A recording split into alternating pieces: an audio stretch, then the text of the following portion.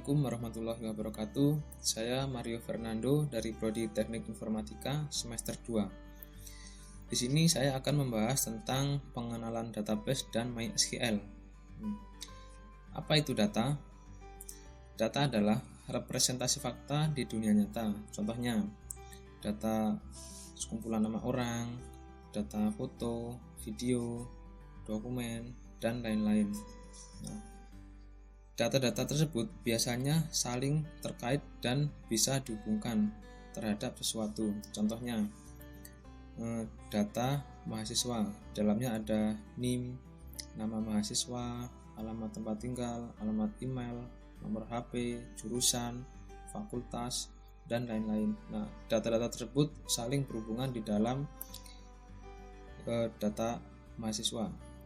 Nah, untuk database dapat kita artikan yaitu sekumpulan data-data yang saling berhubungan yang disimpan secara bersama tanpa ada duplikasi atau tanpa ada pengulangan dan dapat memenuhi berbagai kebutuhan. Contohnya data SD, data mahasiswa, data barang yang ada di toko, lalu data buku di perpustakaan, dan lain-lain. Nah, dalam pengorganisasian database tersebut kita membutuhkan suatu sistem atau yang biasa disebut dengan DBMS, Database Management System. Contohnya MySQL, Oracle, MongoDB, dan lain-lain. Nah, kita nanti akan menggunakan MySQL dalam pembuatan database karena bersifat open source dan RDBMS atau Relational Database Management System yang dapat berjalan di berbagai platform sistem operasi. Nah, kita nanti akan membuat database dan membuat tabel. Nah, di dalam tabel tersebut ada dua struktur, yaitu terdapat baris atau record dan kolom atau field. Nah, dalam pembuatan field ini nanti ada aturannya sendiri. Nah, untuk menginputkan datanya ada yang harus diisi angka, ada yang harus diisi teks. Nah, aturan ini nanti akan kita masukkan ketika membuat tabel. Nah, contoh pada struktur tabel mahasiswa, di situ ada nama, NIM, alamat, nomor HP, jurusan, dan lain-lain banyak. Nah, di dalam situ pasti ada yang namanya primary key. Nah, primary key itu dapat kita artikan sebuah data yang dapat mempresentasikan satu baris record secara unik. Nah, jika kita umpamakan dalam data tersebut ada NIM. Nah, NIM tersebut jika kita cari dengan kode NIM, maka akan dapat mempresentasikan satu baris record secara unik dalam NIM tersebut. Oke, langsung aja kita praktekkan. Oke, langsung saja kita buka SAM Control Panel. Nah, karena kita menggunakan MySQL, klik Start pada MySQL. Jika statusnya sudah running, kita klik Shell.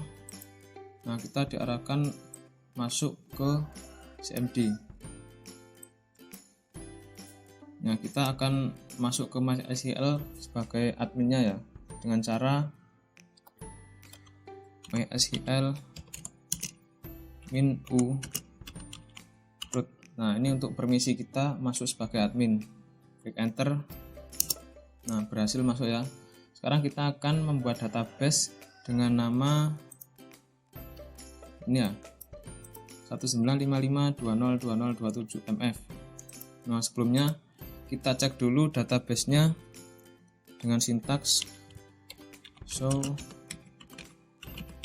databases enter. Nah, database-nya ini ya, belum ada yang namanya 1955202027. Sekarang kita coba buat database. Caranya mudah, yaitu dengan sintaks create database. Karena database-nya satu, nggak pakai S ya, database saja. Lalu nama database-nya. jangan lupa titik koma, klik enter. Query oke. Ini keterangannya database berhasil dibuat. Oke, kita cek lagi dengan sintaks show database. Oke. Nah, database sudah berhasil terbuat. Namanya paling atas itu ya. Oke, sekarang kita pilih database untuk kita tambahkan tabel di dalamnya dengan menggunakan sintaks use nama tabelnya, nama databasenya maaf.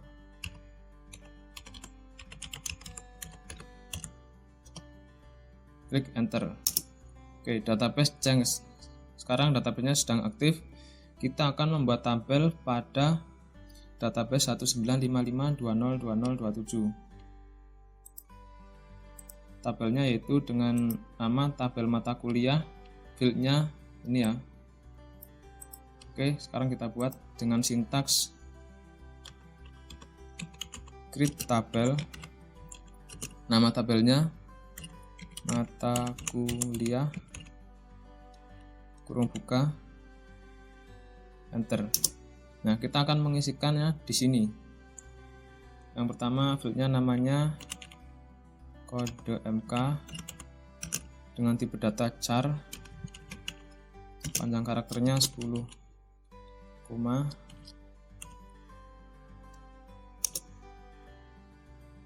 lalu nama MK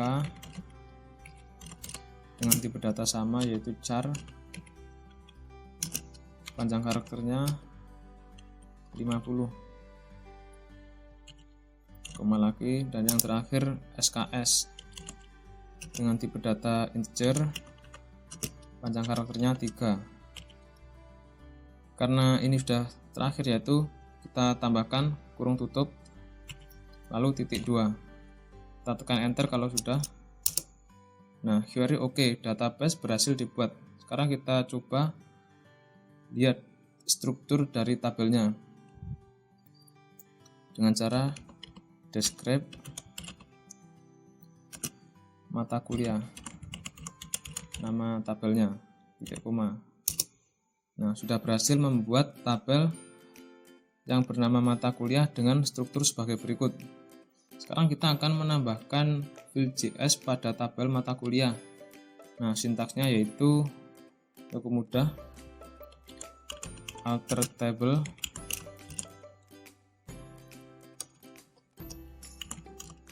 setelah akan menambahkan tabel di akan menambahkan field di tabel mata kuliah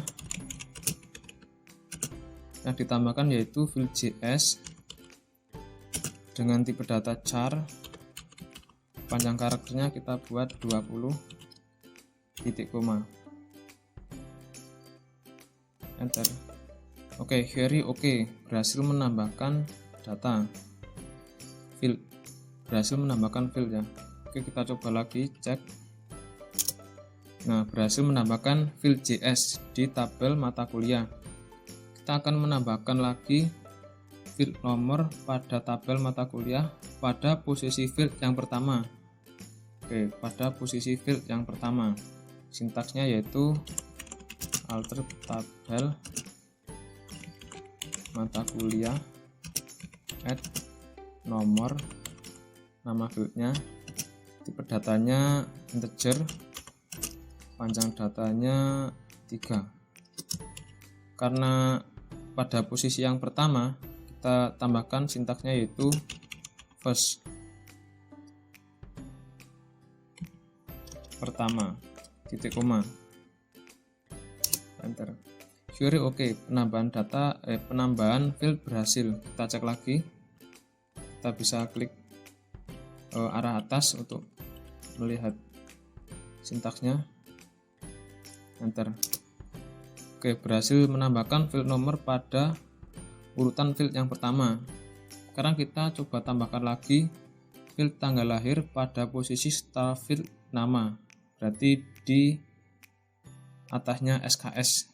Nanti akan terdapat field tanggal lahir menggunakan sintaks yang sama yaitu alter tabel mata kuliah add jenis underscore kelamin. Karena dalam MySQL ini tidak boleh ada spasi. Spasi itu dianggap sebagai sintaks ya. Jadi jangan sampai ada spasi. Dengan tipe datanya char 20. Untuk panjang karakternya kita kasih kurung ya. Nah, untuk tempatnya yaitu setelah nama. Jadi kita tambahkan sintaks after nama MK. After field nama MK. Oke, titik 2. Oh maaf, ini after table ya.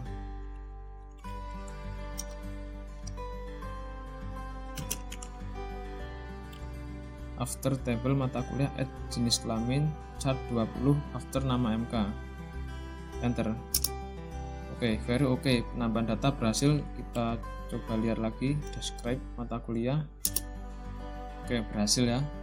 Nah, ini tadi adalah cara pembuatan database dan pembuatan tabel serta pembuatan field-fieldnya, menambahkan field pada posisi yang ditentukan.